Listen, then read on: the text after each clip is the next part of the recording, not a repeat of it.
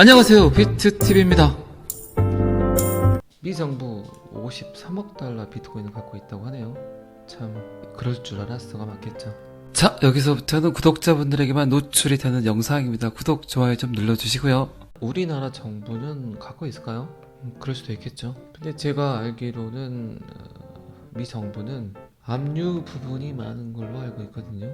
원하든 원하지 않든 어쨌든 미 정부는 최고의 비트코인 고래이다. 제가 어제 영상에서 그런 얘기 한 적 있죠. 아주 가까운 시대에 각국 정부가 보유한 비트코인 개수가 초강대국이 될 수 있는 하나의 지표가 될 수도 있다는 표현을 했죠. 그렇게 비트코인을 비하했던, 두려워했던 미 정부가 어쨌든 지금 20만 개 이상을 갖고 있다고 합니다. 20만 개 이상의 개수는 마이크로스트래티지와 테슬라를 합친 것보다 더 많은 비트코인. 그리고 지금 일론 머스크가 보유하고 있는 비트코인은 그대로 팔지 않고 갖고 있다는 데이터를 제가 봤습니다. 제가 이렇게 끄적끄적 하는 것들에 대해서 싫어하시는 분도 계시죠. 정신사납다, 보기 싫다 이런 분들 있죠. 그런데 이거는 저의 루틴이죠. 영상을 만들 때 쓰는 루틴. 그게 꼴보기 싫으시면 그냥 제 영상을 듣지 마세요. 어쨌든 제 영상은 제 거니까 저 하고 싶은 대로 이렇게 끄적끄적 거리고 소리 나는 게 싫었겠습니까? 암호화폐가 오르지 않으니까 그게 싫었겠죠. 그런 분들은 굳이 듣지 않으셔도 됩니다. 그런 말이 있죠. 스님이 싫으면 스님이 입고 있는 가사도 싫다. 스님이 싫은 이유가 있겠죠. 그래서 스님이 입고 있는 옷도 싫었겠죠. 자, 어쨌든 제 영상은 꼭 필요하신 분들만 들으시길 바랍니다. 그렇게 씹어댔던 미 정부, 그리고 어쨌든 블랙록의 현물 ETF 인정. 과연 미국이 어떤 형태로, 어떤 시스템으로 비트코인을 활용할 건지 여러분들과 같이 지켜보는 재미도 재밌겠죠.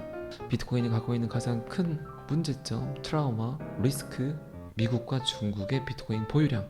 아직까지는 미 정부가 중국 정부보다는 더 많은 비트코인을 갖고 있죠. 데이터상으로는 그렇게 나왔죠. 그런데 지금 믿지 못할 데이터가 한두 가지입니까? 어쨌든 미 정부는 계속해서 비트코인 양을 늘릴 거라고 예측을 합니다. 그럴 수밖에 없겠죠. 돈이 흐르는 곳, 돈이 모이는 곳, 돈이 가는 곳을 그들은 충분히 알고 있기 때문에. 자, 이 기사는 여기까지만 보겠습니다. 누가 뭐래도 전 세계적 관종 일론 머스크. 제가 일론 머스크가 나오는 영상들을 꽤 많이 보는 편입니다. 그리고 그가 하는 이야기를 좀 귀담아 듣는 편이기도 합니다. 어쨌든 우리들이 인정하는 0.1%의 창의적인 또라이죠. 그리고 그 창의적인 또라이의 생각을 따르는 수많은 통찰력을 지닌 분들이 계시죠. 어쨌든 제 생각에는 스티브 잡스 이후 금세기 최고의 미래지향적인 인물이죠. 그래서 저 또한 미래를 이해하기 위해서 일론 머스크의 영상을 꽤 많이 보는 편입니다. 그런데 볼 때마다 느끼는 건 참 대단한 놈이구나 라는 생각을 합니다. 그리고 일론 머스크 명목화폐, 종이화폐, 달러, 사기라고 표현을 했습니다. 사기. 제가 명목화폐, 종이화폐는 오히려 비트코인이나 XRP보다 훨씬 더 가상화폐에 가깝다. 숫자에 불과하다. 그들이 만들어 놓은 그 어떤 보상도, 그 어떤 이익도 이루어지지 않은 숫자로 적히는 돈. 그냥 프린팅 해버리는 돈. 그리고 그렇게 쓰레기처럼 뿌려졌던 돈들의 역습이 시작되고 있죠. 어제 발표를 보니까 금리를 우리나라가 또 한번 동결시킨 것 같습니다. 왜 그럴까요? 분명히 금리를 인상시켜야 되는데 뭘 그렇게 막고 있을까요? 그리고 기준금리는 그대로인데 시중금리를 또 올린다고 하죠.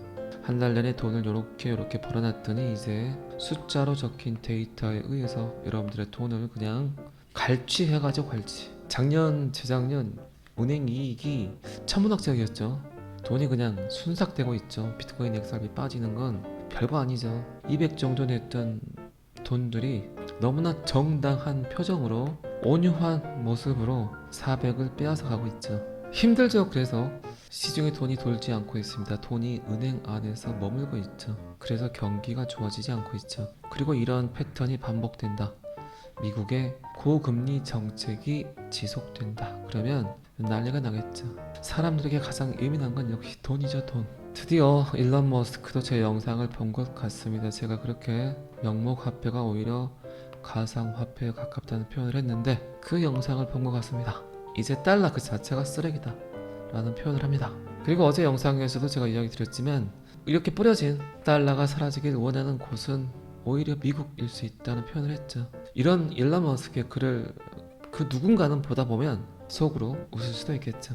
어쨌든 최근 일론 머스크는 암호화폐에 대해서 거의 언급을 하지 않았고 그는 아직도 비트코인을 그대로 보유하고 있고 명목화폐를 금융 시스템에 깊이 뿌리 박혀 탐욕, 욕망, 이해관계에 얽힌 사기라고 표현했습니다. 그런데 수많은 대중들은 그게 사기라고 생각하지 않죠. 내 집을 잃게 해주고 내 차를 잃게 해주고 지금이라도 밖에 나가서 무언가를 구매하기 위해서 꼭 필요한 필수품이라고 생각을 하죠. 규정이라고 생각을 하죠. 그런데 점점 사람들의 생각들이 바뀌고 있습니다. 이렇게 돈에 관한 전 세계에서 가장 큰 영향력을 갖고 있는 사람들, 그런 사람들의 주장들, 충분히 사람들의 생각을 전환시킬 수 있는 그런 영향력을 갖고 있죠. 우리가 더 이상 사기라는 사실조차 깨닫지 못할 정도로 표준화된 사기가 무엇일까? 저는 요게 자꾸 말하지만 이자라고 생각을 합니다. 돈은 빚이다. 빚은 이자죠.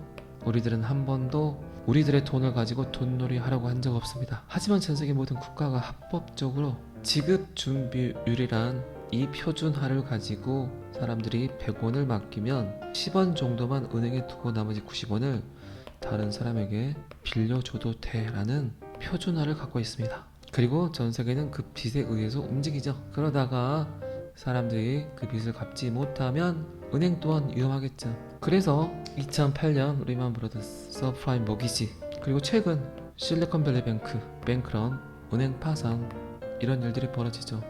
지금 고금리 정책으로 수많은 사람에게 삥을 뜯어서 최대 이익을 보고 있는 은행들, 그런 꽃다운 시절이 언제까지 지속이 될까요? 사람들이 돈을 갚지 못한다면 은행 또한 안전하진 않겠죠.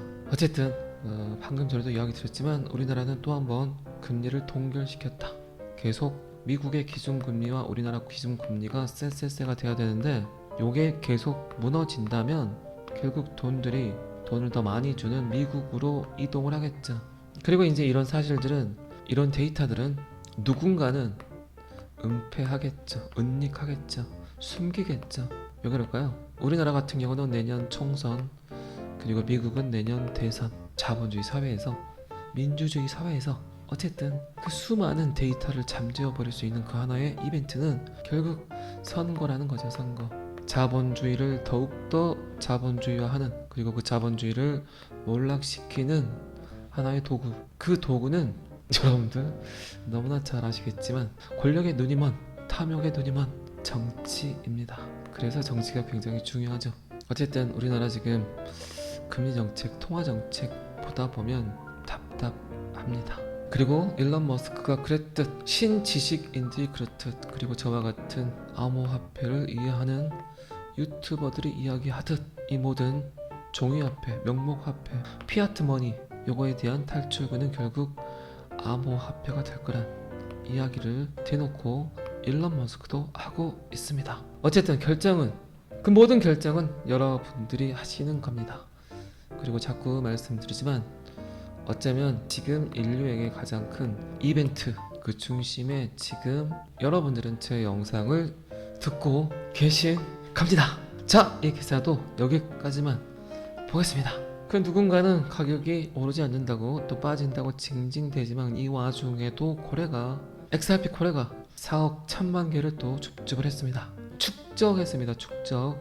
참 돈도 많네요. 제가 항상 5자 6자 괜찮다, 그리고 7자는 좀 그렇다, 이런 이야기 많이 했죠. 이런 이야기를 들었는지 7자만 보이면 계속 6자로 곤두박질 치고 있죠. 그리고 지금은 660원 정도 하는 것 같더라고요. 그렇다면 지금 가격이 어떻습니까? 여러분들 생각에는? 어쨌든 이 고래는 7자로 갔다가 6자로 다시 오니까 지금이 찬스구나, 지금이 기회구나 그랬겠죠. 그래서 무려 4억 1천만 개, 고래는 고래네요.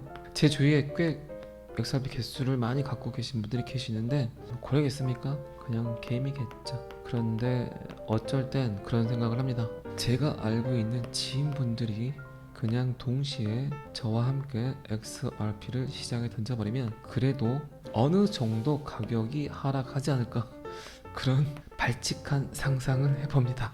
자, 어쨌든 여러분들은 두렵지만 우울하지만 짜증나지만 그 누군가에게는 기회죠, 기회.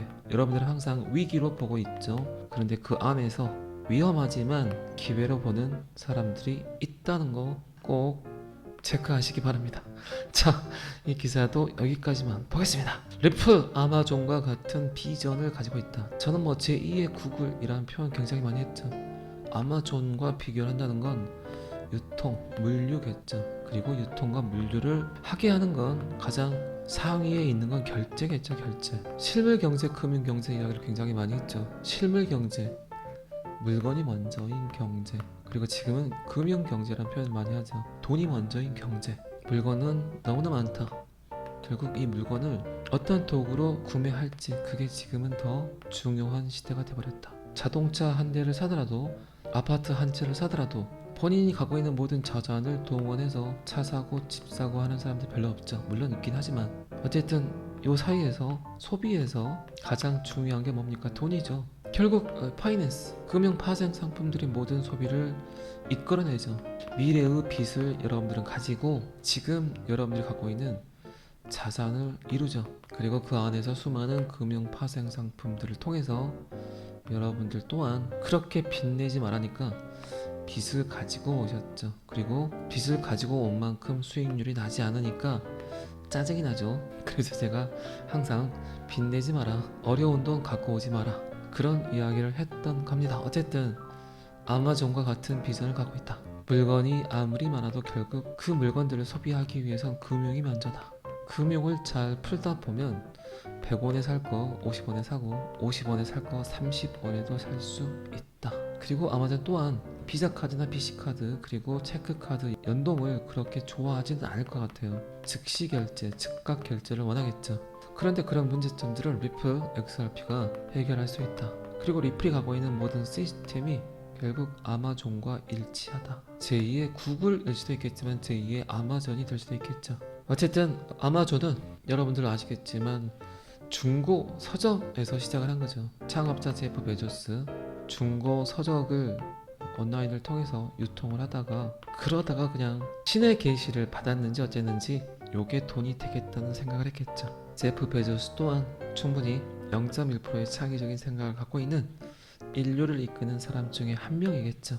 그리고 아마존은 그런 시스템을 가지고 온라인 판매를 통해서 세계에서 가장 빨리 성장하고 성공한 기업 중 하나가 되었죠. 이제 리플 XRP 또한 그런 형태로 움직이지 않을까 싶습니다. 자, 브래드 갈링 하우스로 빙의를 한번 또 해보도록 하겠습니다. 나는 세계가 어디로 갈지 믿고 있기 때문에 계속 투자하고 채용하고 기업을 인수할 것이다. 지금의 수익보다 미래의 가치에 초점을 두고 리플이란 회사를 이끌어 갈 것이다. 잘 아시겠지만 저는 항상 제 영상을 듣는 모든 구독자분들을 사랑합니다. 오늘은 여기까지 하겠습니다. 구독과 좋아요는 항상 저를 너무너무 힘나게 합니다. 감사합니다. 비트TV였습니다. 자, 여기서부터는 한 번 더 반복 재생입니다. 미 정부 53억 달러 비트코인을 갖고 있다고 하네요. 참 그럴 줄 알았어가 맞겠죠. 우리나라 정부는 갖고 있을까요? 그럴 수도 있겠죠. 근데 제가 알기로는 미 정부는 압류 부분이 많은 걸로 알고 있거든요. 원하든 원하지 않든 어쨌든 미 정부는 최고의 비트코인 고래이다. 제가 어제 영상에서 그런 얘기 한 적 있죠. 아주 가까운 시대에 각국 정부가 보유한 비트코인 개수가 초강대국이 될 수 있는 하나의 지표가 될 수도 있다는 표현을 했죠. 그렇게 비트코인을 비하했던, 두려워했던 미 정부가 어쨌든 지금 20만 개 이상을 갖고 있다고 합니다. 20만 개 이상의 개수는 마이크로스트래티지와 테슬라를 합친 것보다 더 많은 비트코인. 그리고 지금 일론 머스크가 보유하고 있는 비트코인은 그대로 팔지 않고 갖고 있다는 데이터를 제가 봤습니다. 제가 이렇게 끄적끄적 하는 것들에 대해서 싫어하시는 분도 계시죠. 정신사납다, 보기 싫다 이런 분들 있죠. 그런데 이거는 저의 루틴이죠. 영상을 만들 때 쓰는 루틴. 그게 꼴보기 싫으시면 그냥 제 영상을 듣지 마세요. 어쨌든 제 영상은 제 거니까 저 하고 싶은 대로 이렇게 끄적끄적 거리고 소리 나는 게 싫었겠습니까? 암호화폐가 오르지 않으니까 그게 싫었겠죠. 그런 분들은 굳이 듣지 않으셔도 됩니다. 그런 말이 있죠. 스님이 싫으면 스님이 입고 있는 가사도 싫다. 스님이 싫은 이유가 있겠죠. 그래서 스님이 입고 있는 옷도 싫었겠죠. 자, 어쨌든 제 영상은 꼭 필요하신 분들만 들으시길 바랍니다. 그렇게 씹어댔던 미 정부, 그리고 어쨌든 블랙록의 현물 ETF 인정. 과연 미국이 어떤 형태로 어떤 시스템으로 비트코인을 활용할 건지 여러분들과 같이 지켜보는 재미도 재밌겠죠. 비트코인이 갖고 있는 가장 큰 문제점, 트라우마, 리스크, 미국과 중국의 비트코인 보유량. 아직까지는 미 정부가 중국 정부보다는 더 많은 비트코인을 갖고 있죠. 데이터상으로는 그렇게 나왔죠. 그런데 지금 믿지 못할 데이터가 한두 가지입니까? 어쨌든 미 정부는 계속해서 비트코인 양을 늘릴 거라고 예측을 합니다. 그럴 수밖에 없겠죠. 돈이 흐르는 곳, 돈이 모이는 곳, 돈이 가는 곳을 그들은 충분히 알고 있기 때문에. 자, 이 기사는 여기까지만 보겠습니다. 누가 뭐래도 전 세계적 관종 일론 머스크. 제가 일론 머스크가 나오는 영상들을 꽤 많이 보는 편입니다. 그리고 그가 하는 이야기를 좀 귀담아 듣는 편이기도 합니다. 어쨌든 우리들이 인정하는 0.1%의 창의적인 또라이죠. 그리고 그 창의적인 또라이의 생각을 따르는 수많은 통찰력을 지닌 분들이 계시죠. 어쨌든 제 생각에는 스티브 잡스 이후 금세기 최고의 미래지향적인 인물이죠. 그래서 저 또한 미래를 이해하기 위해서 일론 머스크의 영상을 꽤 많이 보는 편입니다. 그런데 볼 때마다 느끼는 건 참 대단한 놈이구나 라는 생각을 합니다. 그리고 일론 머스크 명목 앞에 종이 앞에 달러 사기라고 표현을 했습니다. 사기. 제가 명목 앞에 종이 앞에는 오히려 비트코인이나 XRP보다 훨씬 더 가상화폐에 가깝다. 숫자에 불과하다.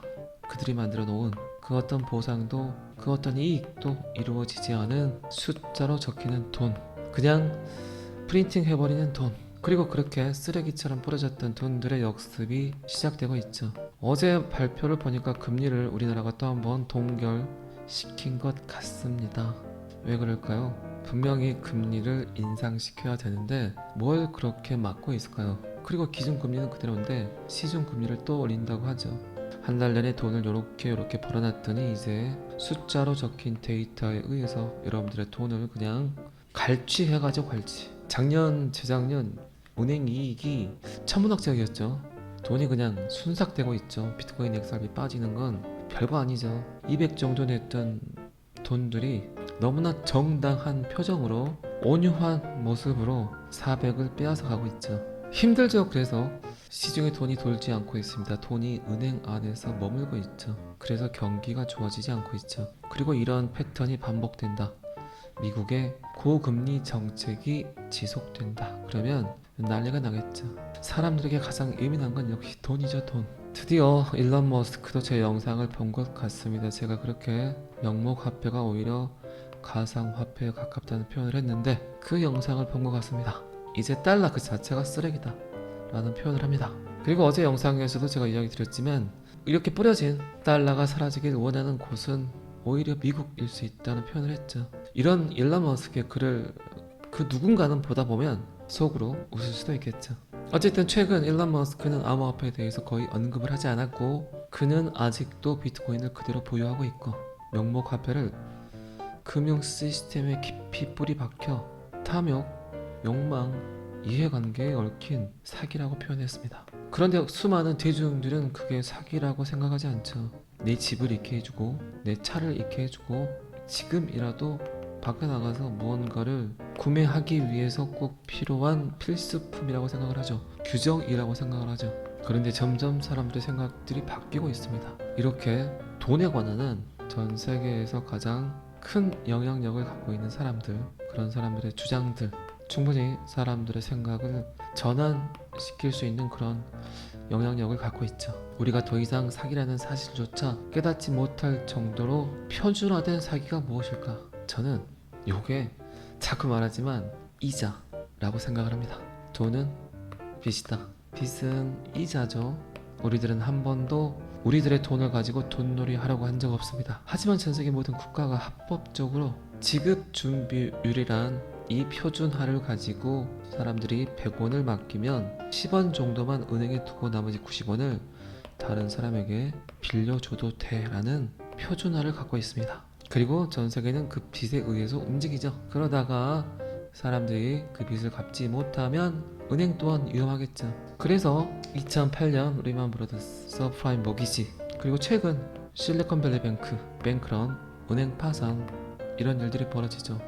지금 고금리 정책으로 수많은 사람에게 삥을 뜯어서 최대 이익을 보고 있는 은행들, 그런 꽃다운 시절이 언제까지 지속이 될까요? 사람들이 돈을 갚지 못한다면 은행 또한 안전하진 않겠죠. 어쨌든 방금 전에도 이야기 드렸지만 우리나라는 또 한 번 금리를 동결시켰다.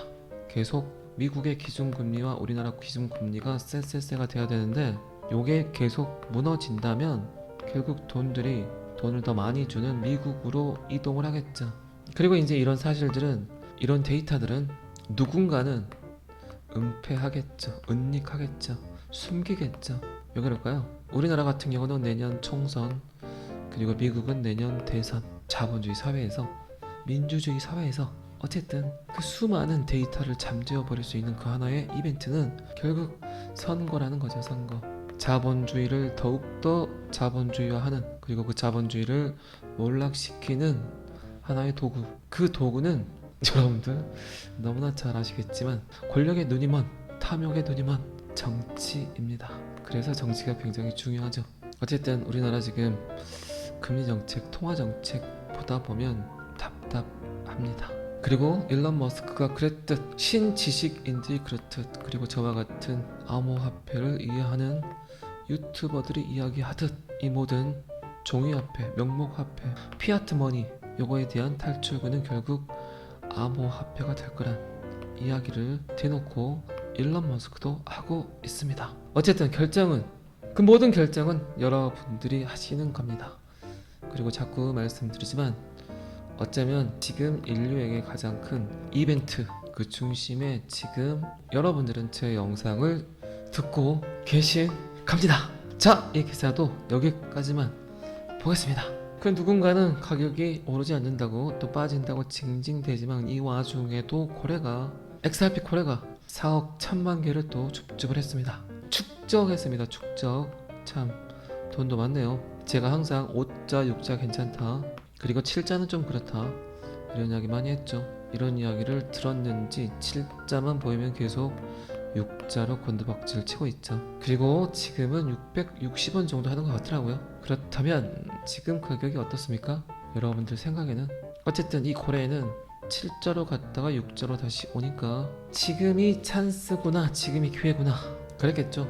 그래서 무려 4억 1천만 개, 거래는 거래네요. 제 주위에 꽤 XRP 개수를 많이 갖고 계신 분들이 계시는데 거래겠습니까? 그냥 게임이겠죠. 그런데 어쩔 땐 그런 생각을 합니다. 제가 알고 있는 지인분들이 그냥 동시에 저와 함께 XRP를 시장에 던져버리면 그래도 어느 정도 가격이 하락하지 않을까, 그런 발칙한 상상을 해봅니다. 자, 어쨌든 여러분들은 두렵지만, 우울하지만, 짜증나지만 그 누군가에게는 기회죠, 기회. 여러분들은 항상 위기로 보고 있죠. 그런데 그 안에서 위험하지만 기회로 보는 사람들이 있다는 거 꼭 체크하시기 바랍니다. 자, 이 기사도 여기까지만 보겠습니다. 리플, 아마존과 같은 비전을 가지고 있다. 저는 뭐 제2의 구글이라는 표현 굉장히 많이 했죠. 아마존과 비교를 한다는 건 유통, 물류겠죠. 그리고 유통과 물류를 하게 하는 건 가장 상위에 있는 건 결제겠죠, 결제. 실물경제, 금융경제 이야기를 굉장히 많이 했죠. 실물경제, 물건이 먼저인 경제. 그리고 지금은 금융경제라는 표현을 많이 하죠. 돈이 먼저인 경제. 물건은 너무나 많다. 결국 이 물건을 어떤 도구로 구매할지, 그게 지금은 더 중요한 시대가 되어버렸다. 자동차 한 대를 사더라도, 아파트 한 채를 사더라도 본인이 갖고 있는 모든 자산을 동원해서 차 사고 집 사고 하는 사람들이 별로 없죠. 물론 있긴 하지만 어쨌든 요 사이에서 소비에서 가장 중요한 게 뭡니까? 돈이죠. 결국 파이낸스, 금융 파생 상품들이 모든 소비를 이끌어내죠. 미래의 빚을 여러분들은 가지고 지금 여러분들이 갖고 있는 자산을 이루죠. 그리고 그 안에서 수많은 금융 파생 상품들을 통해서 여러분들 또한 그렇게 빚내지 말라니까 빚을 가지고 오셨죠. 그리고 빚을 가지고 온 만큼 수익률이 나지 않으니까 짜증이 나죠. 그래서 제가 항상 빚내지 마라, 어려운 돈 갖고 오지 마라, 그런 이야기를 했던 겁니다. 어쨌든 아마존과 같은 비전을 갖고 있다. 물건이 아무리 많아도 결국 그 물건들을 소비하기 위해선 금융이 먼저다. 금융을 잘 풀다 보면 100원에 살 거 50원에 사고 50원에 살 거 30원에도 살 수 있다. 그리고 아마존 또한 비자 카드나 BC 카드 그리고 체크 카드 연동을 그렇게 좋아하지는 않을 것 같아요. 즉시 결제, 즉각 결제를 원하겠죠. 그런데 그런 문제점들을 리플 XRP가 해결할 수 있다. 그리고 리플이 갖고 있는 모든 시스템이 결국 아마존과 일치하다. 제2의 구글일 수도 있겠지만 제2의 아마존이 될 수도 있겠죠. 어쨌든 아마존은 여러분들 아시겠지만 중고 서점에서 시작을 한 거죠. 창업자 제프 베조스 중고 서적을 온라인을 통해서 유통을 하다가 그러다가 그냥 신의 계시를 받았는지 어쨌는지 요게 돈이 되겠다는 생각을 했겠죠. 제프 베조스 또한 충분히 0.1%의 창의적인 생각을 갖고 있는 인류를 이끄는 사람 중에 한 명이겠죠. 그리고 아마존은 그런 시스템을 가지고 온라인 판매를 통해서 세계에서 가장 빨리 성장하고 성공한 기업 중 하나가 되었죠. 이제 리플 XRP 또한 그런 형태로 움직이지 않을까 싶습니다. 자, 브래드 갈링 하우스로 빙의를 한번 또 해보도록 하겠습니다. 나는 세계가 어디로 갈지 믿고 있기 때문에 계속 투자하고 채용하고 기업을 인수할 것이다. 지금의 수익보다 미래의 가치에 초점을 두고 리플이란 회사를 이끌어 갈 것이다. 잘 아시겠지만 저는 항상 제 영상을 듣는 모든 구독자분들을 사랑합니다. 오늘은 여기까지 하겠습니다. 구독과 좋아요는 항상 저를 너무너무 힘나게 합니다. 감사합니다. 비트TV였습니다.